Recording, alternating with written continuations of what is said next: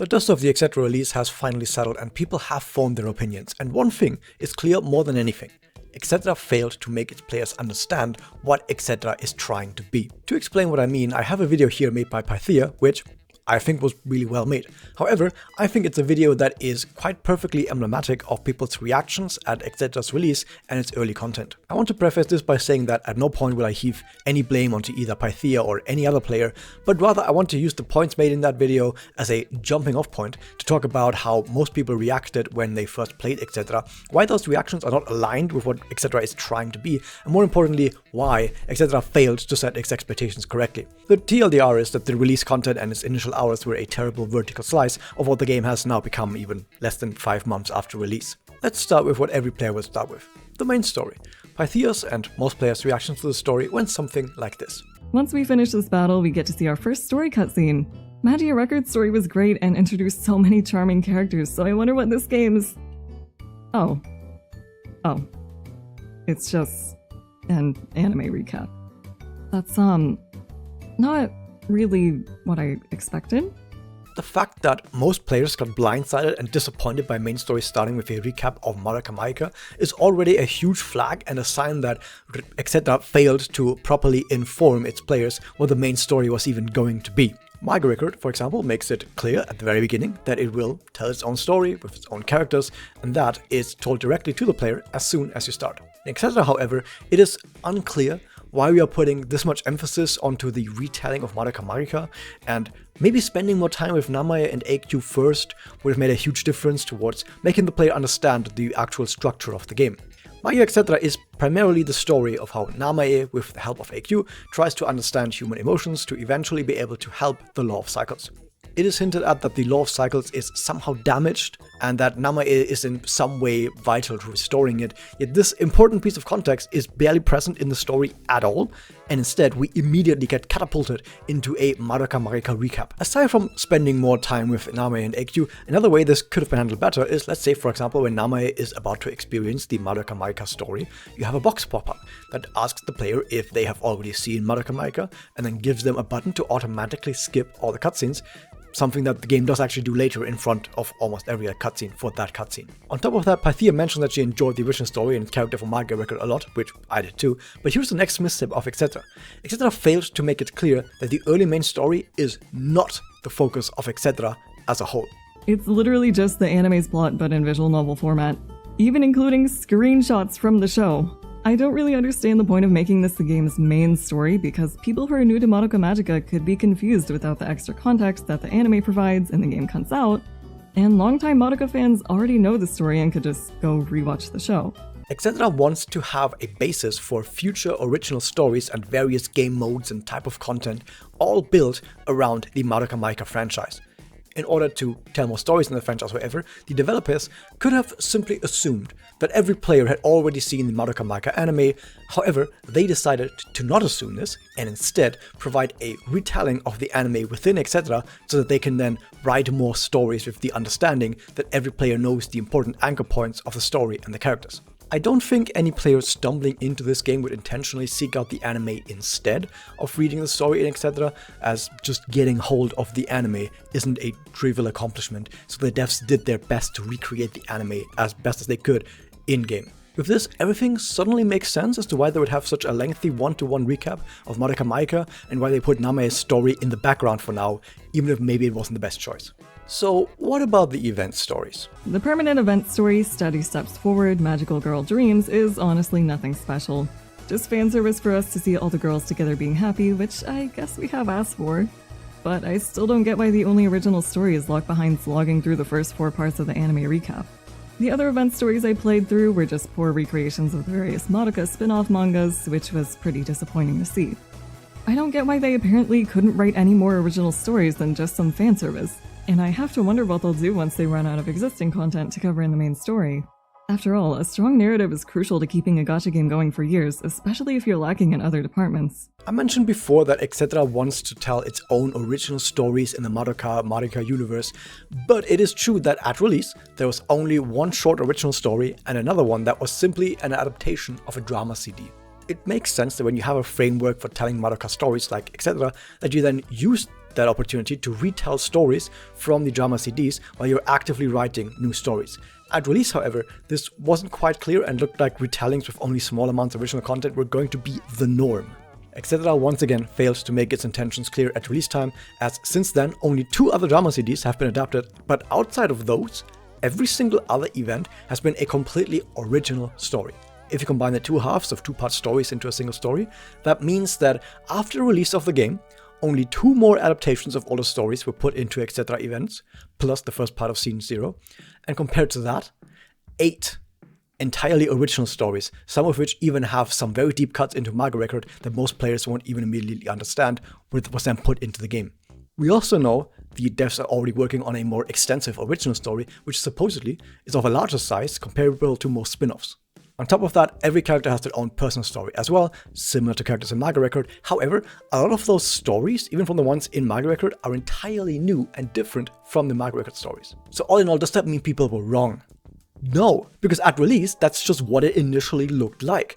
Was that it was just going to focus mostly on one-to-one retellings. That's what I mean when I say Exedra failed to set its expectations correctly. Next, let's talk about gameplay. I personally didn't care for the combat either, which is surprising since I'm a huge fan of turn-based games. However, I felt like the battles tended to get repetitive without too much variety in enemies, and some of the boss fights seemed like they just gave the enemy a ton of health to drag them out for longer. Exedra's failure to set expectations continues into the gameplay as well. Let me tell you right now that the toughest content in the game, the Chaos bosses, are easily some of the best boss fights in all of gacha gaming that have unique and varied mechanics, strike the perfect balance between gimmicky and test of character power. And yet, the first few hours of gameplay are absolutely miserable.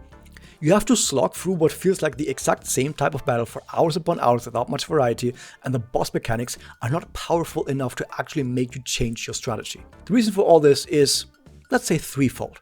First off, the developers wanted all of the Madoka anime to be represented through gameplay, which means that there's a ton of ground to cover, and that resulted in maybe a bit too many battles at once.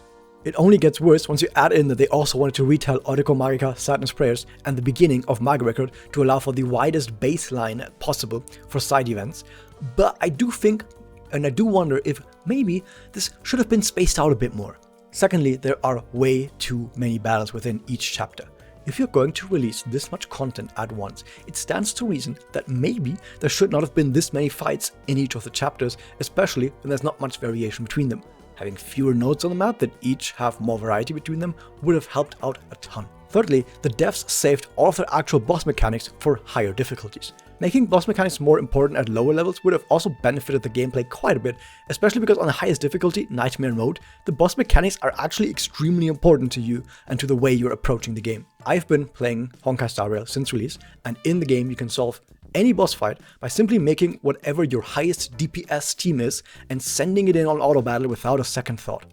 If your DPS is high enough, you can just beat every boss in Star Rail on the highest difficulty with the same team and not worry about anything. In Exedra, however, boss mechanics in the late parts of the game are so punishing that not countering them correctly will cause you to get ripped apart within seconds and require much more care and effort to be put into both setting up and also playing your teams, which I think makes the gameplay overall more diverse and enjoyable than Star Rail's gameplay. Once again though, we come back to the original point that the early content of the release version failed to properly set these expectations to the player, and instead it's very easy to come off of the early content thinking that this is what the entire gameplay of Exedra is. I have had so much fun going through the Chaos bosses in Exedra and theorizing so many different ways I could fight these bosses to counter their mechanics, play around them, figuring out what exact team your account specifically needs to build against these fights to overcome them, and then playing them out correctly and achieving victory is some of the best this game has to offer. And the first few hours, terrible at conveying any of this, because the first few hours of this game are just a boring ass slog. For the rest of this, let's look at Exedra's gacha system. Before we do that though, quick aside, My chat pointed out that this one is different from the one featured on the banner she shares with Homura. And yes, they are 2 different units. a lot of people were confused by this, but generally the reason for the choice to give you a free Madoka that looks the same as gacha Madoka is like this. The devs wanted you to have a 5-star breaker to begin with, since without a breaker, the game just becomes a lot harder, so this is the one role that should be guaranteed for the player in any case. On top of that, the only difference between the 2 Madokas lore-wise is that Luke's Madoka is the Madoka of the original timeline, while Pluvia is the Madoka later on in Homura's timelines, so that is why they look kind of exactly the same and have similar abilities. As far as other characters are concerned though, it is not intended for them to look the same across their alts, and it has been made clear that the developers are still working on a new design for Doppel-Iroha and future Doppel units to make them look uniquely distinct from their non-Doppel versions. But now the actual gacha system. Saving pools for characters in Exedra is absolutely miserable. Assuming each quest gives you 30 Magica stones, you'll have to complete 100 to get a 10 pool. Again, that's 100 quests for 10 pools. There are, of course, daily and weekly missions and achievements as well, but even those are pretty stingy with their rewards. Doing all your daily missions will only net you 50 Magica stones, weekly missions get you 150, and the achievements give you up to 100 stones each, and there's not many of those. Pythia is entirely correct about her takeaway that at release, Exedra gives you barely any gemstones, leading to a low amount of overall pulls. This point itself has been improved upon by the devs, adding more ways to gain gems, such as the introduction of monthly missions for everyone, but aside from this, we once again have also hit the problem of expectations. Different gacha games usually have different approaches to how they handle the gacha. Games like Azure Lane and Girls Frontline, for example, have comparatively an extremely high rate of max 30 characters given out to the player all the time, but in return, the developers have additional cosmetics or even secondary gachas for you to invest money into. If you make a lot of money selling cosmetics, it makes sense wanting to give as many different characters as possible to the player, and also to have special items that can increase a character's dupe levels without needing actual duplicate characters from the gacha. On the other hand, you have gachas like the Hoyo games, where almost all of their focus is on giving you a single character at a time that is the focus of the story and of each patch half that you are supposed to get hyper invested in, and then empty your bank account to make this specific character the best it can be by not just rolling for them and their dupes, but also their weapon and its dupes. So what is Exedra's goal with its gacha? Well, Exedra doesn't have any cosmetic shops or any other way of spending thousands of paid currency gems, so rolling for the current rate up is apparently the main focus. That said, Exedra takes a somewhat interesting approach, where it is somewhat hard to specifically get the rate up character, since even though the rate on any single character roll to get the rate up character is 0.75%, which still compares quite favorably to Hoyo versus rate up rate of 0.3% per single roll. In Hoyo games, you have a pity timer of 90 pulls, plus the rules that you are guaranteed the rate up character once per 2 5-star rolls. On the side of Exedra, you instead have a system where you gain just one additional copy of the rate up character on top of everything you got from the gacha every 200 rolls. Which, if you do the math, still overall makes Exedra the better game for more rate up characters, but that is only true if you roll at least 200 times each time you start rolling on a new banner. And knowing that the gem income is really low, rolling 200 times for each character you want to roll for is kind of insane. That said, dupes for each character aren't that important on most characters. You could just luck out early with the comparatively higher rate of Exedra and then be done with the entire banner immediately, because Ascensions are even less important than Ascensions or like dupes are in Hoyo games. And also there are no weapon banners. But here's where it gets really tricky. Almost all characters in Exedra are standard pool characters, and when a new standard pool character has their gacha, they will then be added to the standard pool of the gacha about 1 or 2 months later. The rate of getting any 5-star is 3%, with 0.75% being the rate up, meaning your chance to get a standard pool character is about 2.25% per single pull. If there are however multiple rate ups in a banner, they each have 0.75%, which means a 3 rate up banner, for example, is 0.75% for each rate up character, and then the last 0.75% of the 3% is for a standard pool character. In total, the chance you get any 5-star is about 26% per 10 roll, which is an absurdly high number, meaning while it may be somewhat difficult to get specifically the rate up character, you will on average be flooded by and be drowning in standard pool characters. And as mentioned above, that is almost every character. Even the few limited characters released so far are not overpowered or better than standard characters, so as far as player power is concerned, you will still gain a large amount of player power from the gacha, even without getting the rate up character, unlike in Hoyo games where, for example, these standard characters are really bad compared to the premium characters. That means even if you really want a new standard character, if you don't have the gems for them, it is actually quite likely you will still just randomly get them, even multiple times, a few months later, while rolling for some other character or just using your free keys. Still, really sucks though that your gem income is this low and that feeling doesn't go away. This is where the expectations part comes in. Because it turns out, Exedra is not planning on giving you most of your gacha resources as premium gems. Instead, they shower you in keys and 5-star guaranteed key shards. These regular keys and 5-star keys can only give standard pool character, but as mentioned above, almost all characters in the game are standard characters. And so, the focus of the gacha is not specifically on the rate up character each time, but instead on getting flooded by random characters from the standard pool. But that's weird, right? I've honestly never seen a gacha do it this way before, where rolling for the rate up feels like a secondary objective, and it's more of a bonus if you can get the rate up. But mainly, you're just rolling a slot machine on which standard pool character you're getting. And the current rate up will be part of that very standard pool just a while later. In a way, you could describe it as the current rate up being a preview of the future pool, and rolling on it is like trying to cut in line and getting the new character earlier than others, because eventually we will all have them all anyway.